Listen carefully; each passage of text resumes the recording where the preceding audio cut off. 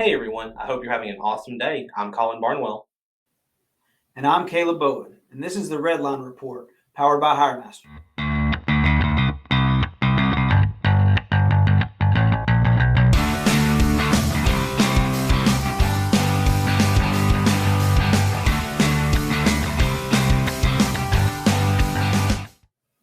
Our Inside the Numbers segment this week focuses on education levels of truck drivers, with 2021 data suggesting that over 85% of truck drivers have some college degree or less, and 63% have a high school diploma or less.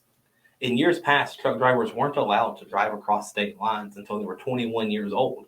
But the infrastructure bill that was signed back into law in November of 2021 addresses the issue of the Safe Driver Apprenticeship pilot program. This program would allow up to 3,000 18 to 20-year-olds the opportunity to start driving for interstate commerce. And the success of the program may be a significant step in addressing the driver shortage. With nearly 3.4 million high school graduates each year and only 2.1 million attending college after graduation, the potential pool of new truck drivers could have a massive impact on the driver shortage.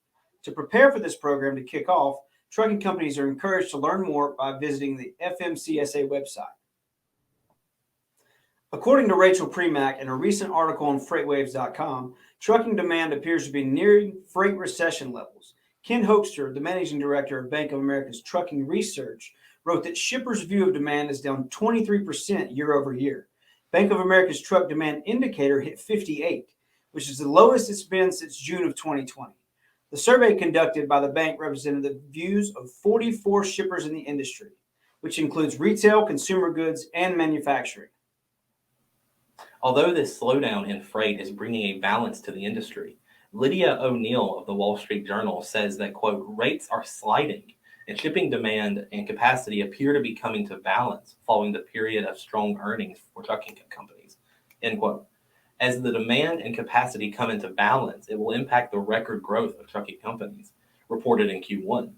Although the decline hasn't dropped demand below last year's levels, the Cass Freight Index, measuring domestic shipping demand, shows a tick upward of 0.6% in March from last year's bump and a bump of 2.7% in February.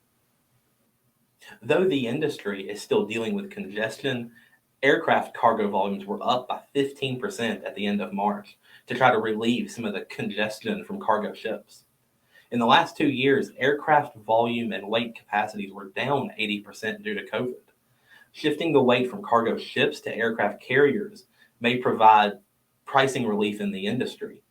According to FreightWaves, shipping costs are trending downward. However, airport cargo terminals are dealing with labor shortages, which may lead to even more congestion in the shipping industry. That's right, Collin. When the first COVID lockdown took place in 2020, the need for passenger aircrafts plummeted. Travel demand within the U.S. dropped by 90% as a result of the COVID lockdown. According to CNBC News, 26,000 planes were stored and freight volumes dropped worldwide. Due to less passenger demand, airlines such as Southwest, American Airlines, and Delta were focused less on passenger transportation and were focused on cargo-only flights. As aircraft carriers continue to focus on cargo-only flights, unemployment rates may have an effect on the efficiency of these flights. And that's it for this week's Redline Report. I'm Collin Barnwell. And I'm Caleb Bowen. Be sure to follow us on LinkedIn and subscribe to our YouTube channel to catch each episode, and give us a like and comment. We'll see you next time on the Redline Report, powered by HireMaster.